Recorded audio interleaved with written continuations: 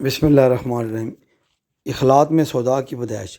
اس بات کو ذہن نشین کر لینا چاہیے کہ سودا یعنی تلچھٹ سوائے خون کے دیگر اخلاط میں پیدا نہیں ہوتا، بلغم اس قدر لیسدار ہے کہ اس سے تیل کی گار جیسی کوئی چیز طے نشین نہیں ہوتی۔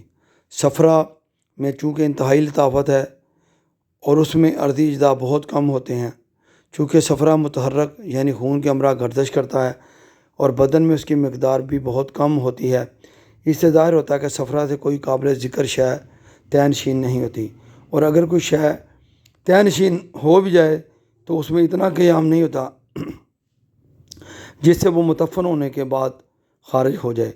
خلط کے بارے میں جالینوس کا قول۔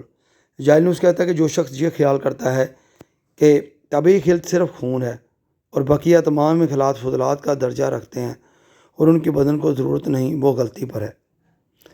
اس لیے خون ہی اگر طبعی خلط ہوتا اور بدن کے ہر عضو کو غذا پہنچاتا تو سارے بدن کے اعضاء قوام اور مزاج کے اعتبار سے ایک جیسے ہوتے، اس میں ہڈی گوشت سے زیادہ سخت نہ ہوتی اور نہ دماغ ہڈی سے زیادہ نرم ہوتا، لہذا ہڈی اگر سخت ہے تو اس کی وجہ محض یہی ہے کہ ان کے اندر کوئی سوداوی چیز مل گئی ہے، اور دماغ کے نرم ہونے کی وجہ یہ ہے کہ دماغ میں بلغم جیسا جوہر جو کہ نرم ہے شریک ہو گیا ہے۔ دوسری دلیل مذکور خیال کے غلط ہونے کی یہ ہے کہ خون کے اندر جملہ اخلاط ملے رہتے ہیں، جس کا ثبوت یہ ہے کہ جب ہم خون کو کسی برتن میں رکھتے ہیں تو خون پر جھاگ کی مانند ایک چیز آ جاتی ہے جس کو صفرا کہتے ہیں، اور برتن کی تہہ میں تلچھٹ اور گار کی مانند کوئی چیز بیٹھ جاتی ہے، وہ سودا کہلاتا ہے۔ اس طرح خون میں انڈے کی سفیدی کی مانند سفید چیز ملتی ہے جس کو بلغم کہتے ہیں، اور اسی خون کے اندر پانی جیسی چیز بھی پائی جاتی ہے جو خون کی ماہیت کہلاتی ہے، جس کا زائد حصہ پیشاب کی صورت میں بدن سے خارج ہوتا رہتا ہے۔ خون کے اندر جو پانی پایا جاتا ہے وہ اخلاط میں شامل نہیں، کیونکہ پانی بدن کے تغذیہ میں صرف نہیں ہوتا۔ بدن کو پانی کی ضرورت محض اس لیے ہے کہ غذا پتلی رہے اور وہ آسانی سے تنگ راستوں میں نفوذ کر جائے، جبکہ خلط ایسے کھانے پینے کی اشیاء سے حاصل ہوتی ہے جو بدن کو غذا بخشتی ہیں، اور غذا سے مراد ہماری یہ ہے کہ وہ بدن کی حرارت غریزیہ سے متاثر ہو کر جزو بدن بن جائے، اور جو چیز جزو بدن بن جایا کرتی ہے ان کے لیے مرکب ہونا نہایت ضروری ہے۔ جالینوس کہتا ہے کہ بعض اطباء یہ خیال کرتے ہیں کہ بدن کی قوت خون کی زیادتی پر منحصر ہے اور جسم کی کمزوری خون کی کمی پر دار و مدار رکھتی ہے، یہ بات بھی غلط ہے۔ اصل چیز یہ ہے کہ بدن کی طاقت اور کمزوری کا انحصار اس بات پر ہے کہ بدن خون سے کس قدر غذا حاصل کر رہا ہے اور بدن میں خون کتنا خرچ ہو رہا ہے۔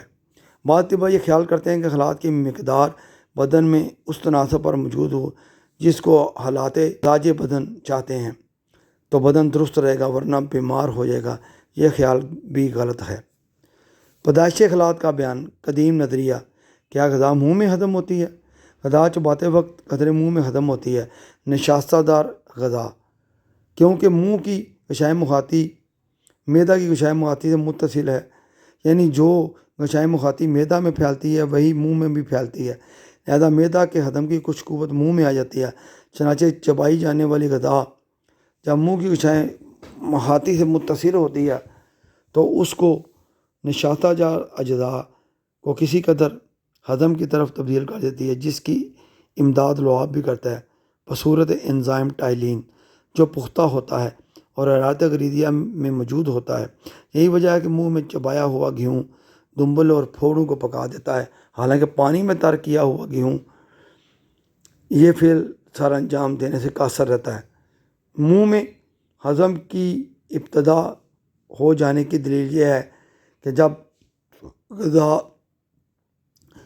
چبائی ہوئی میں نضج اور ہضم شروع ہو جاتا ہے تو اس کا مزہ اور بو تبدیل ہو جاتے ہیں۔ معدہ میں ہضم غذا۔ جب غذا معدہ میں پہنچ جاتی ہے تو تکمیل ہضم محض حرارت معدہ ہی کے وسیلہ سے عمل میں نہیں آتی، بلکہ معدہ کے چاروں طرف کی گرمی سے تکمیل ہضم ہوتا ہے، چنانچہ دائنی طرف سے جگر، بائیں جانب سے تلی گرمی پہنچاتی ہے، اور اسی طرح سامنے کی جانب سرب جو شاہمی ہے اور جلد حرارت قبول کر لیتی ہے۔ اس طرح بلائی جانب دل حجاب حاجز معدہ میں حرارت پہنچاتا ہے۔ جب غذا معدہ میں ہضم ہو جاتی ہے تو کیلوس کی شکل اختیار کر لیتی ہے، جو کہ گاڑھے آشے جو کہ مشابہ ہے۔ کیلوس کا لطیف حصہ معدہ اور آنتوں میں پھیلی ہوئی خون کی باریک شریانوں کے ذریعے باب القبض میں چلا جاتا ہے اور باب القبض سے دوبارہ جگر میں اس کی پھیلی ہوئی بال جیسی باریک رگوں کے ذریعے جگر کے جوہر میں پہنچ جاتا ہے۔ یہ کیلوس اس وقت تک ان تنگ راستوں میں نفوذ نہیں کر سکتا جب تک پانی بدنی ضرورت سے زیادہ نہ پیا جائے۔ جب یہ کیلوس سارے جگر میں پھیل جاتا ہے تو جگر کا فعل اس کیلوس میں شدید تر اور تیز تر ہوتا ہے اور کیلوس جگر میں پکنا شروع ہوتا ہے۔ چنانچہ جب ہم کیلوس کی طرح باہر کسی چیز کو پکاتے ہیں تو برتن کے منہ پر جھاگ جیسی کوئی چیز آ جاتی ہے جو کہ صفرا ہے۔ جو چیز طے نشین نظر آتی ہے وہ سودا ہے۔ کچی چیز جو پکنے سے رہ جاتی ہے وہ بلغم ہے۔ اس کے علاوہ جو چیز عمدہ اور صاف حاصل ہوتی ہے وہ خون ہے۔ یہ خون جب تک جگر میں رہتا ہے پانی سے ذرا پتلا ہوتا ہے، کیونکہ اس میں وہ تمام پانی موجود ہوتا ہے جو کیلوس کو جگر میں نفوذ کرنے کی غرض سے استعمال کروایا جاتا ہے۔ لیکن جیسے ہی خون جگر سے خارج ہوتا ہے تو اس تمام پانی سے علیحدہ ہو جاتا ہے۔ اس پانی کے جدا ہونے کی وجہ یہ ہے کہ اب اس پانی کی خون میں ضرورت نہیں۔ یہ خون سے جدا شدہ پانی جگر سے اس رگ میں چلا جاتا ہے جو گردوں کی طرف جاتی ہے۔ اس پانی کے ساتھ خون کی کچھ مقدار بھی گردوں میں چلی جاتی ہے جو دونوں گردوں کی خوراک کے لیے کافی ہے۔ گردے اس پانی کی چکناہٹ اور خونی اجزاء سے خوراک حاصل کرتے ہیں اور بقیہ حصہ کو مثانہ کی طرف روانہ کر دیتے ہیں تاکہ پیشاب کے سوراخ کی راہ بدن سے خارج ہو جائے، اور بقیہ عمدہ اور بہترین قوام رکھنے والا خون ورید اجوف نادل میں چلا جاتا ہے جو محدب جگر سے پیدا ہوتی ہے۔ اجوف نادل کے ذریعے یہ خون دل میں پہنچ کر دل کے شریانوں میں داخل ہو کر پورے جسم میں داخل ہو جاتا ہے۔ پیدائش اخلاط کے اسباب اربعہ: خون کا سبب فاعلی معتدل حرارت اور سبب مادی کھانے پینے کی معتدل چیزیں ہوتی ہیں۔ سبب سوری خون کا عمدہ طریقے سے پک جانا اور سبب تمام بدن کی غذا بن جانا ہے۔ تبھی صفرا کا خون کا جھاگ ہوتا ہے۔ اس کا سبب فاعلی معتدل حرارت اور سبب مادی لطیف، گرم، شیریں، چکنی، تیز اور چربری غذائیں ہوتی ہیں۔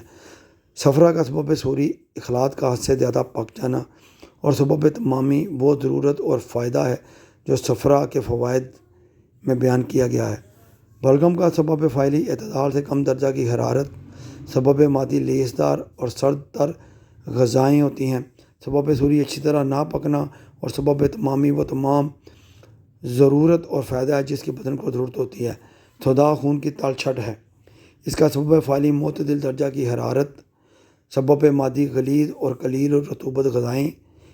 اگر اس قسم کی غذائیں گرم ہوں تو سودا پیدا کرنے میں زیادہ قوی ہوتی ہیں۔ سودا کا سبب سوری وہ شکل یا تلچھٹ ہے جو احتراق یا طے نشین ہونے پر پیدا ہو۔ سودا کا سبب تمامی وہ ضرورت اور فائدہ ہے جس کی جسم میں اہمیت ہے۔ سودا کی کثرت پیدائش: مندرجہ ذیل صورتوں میں سودا بکثرت پیدا ہوتا ہے۔ جگر میں حرارت زیادہ ہو تو، تلی کمزور ہو جائے تو، ایسی سخت سردی بدن کو لگ جائے جو کہ رطوبت بدن کو جما دے۔ نمبر 4، مادہ ایک عرصہ تک کسی مقام پر بند رہے جس سے اس کے لطیف اجزاء گاڑھے ہو جائیں۔ نمبر 5، چند امراض ایک ساتھ بدن میں لاحق ہو جائیں اور وہ ایک عرصہ تک بدن میں بند رہیں، ان سے اخلاط جل کر راکھ ہو جائیں اور سودا میں تبدیل ہو جائیں۔ ہضوم اربعہ اور ان کے فضلات: پہلا ہضم جو معدہ میں مکمل ہوتا ہے اس کا فضلہ آنتوں کے راستے مقص سے پخانہ کی شکل میں بدن سے خارج ہوتا ہے۔ دوسرا ہضم جو جگر میں مکمل ہوتا ہے اس کے فضلات کا بیشتر حصہ پیشاب کے ذریعے اور باقی تلی اور پتا کے ذریعے خارج ہوتا ہے۔ ہضم عروقی اور ہضم عضوی کے فضلات پیشاب، پسینہ، ناک، کان کے میل، جلد یا غیر طبی راستوں کے ذریعے دفع ہوتے ہیں، جیسا کہ بدن کے مختلف حصوں میں پھوڑے پیدا ہو کر پھوٹ جاتے ہیں یا بال یا ناخن کی شکل میں جسم سے خارج ہو جاتے ہیں۔ تحریک اخلاط کے اسباب: اخلاط کی تحریک میں جو چیزیں اثر انداز ہوتی ہیں ان کی تفصیل یوں ہے: حرکت اور گرم چیزوں کے استعمال سے خون اور صفرا جیسی خلطوں میں تحریک پیدا ہوتی ہے۔ کبھی سودا کو بھی قوت اور حرکت ملتی ہے، جبکہ آرام اور سکون بلغم اور سودا کی چند قسموں کو متحرک کرتا اور قوت دیتا ہے۔ وہم مختلف اخلاط میں تحریک پیدا کرتا ہے، چنانچہ خون سرخ چیزوں کے دیکھنے سے حرکت میں آ جاتا ہے اور صفرا درد چیزوں کے دیکھنے سے حرکت میں آتا ہے۔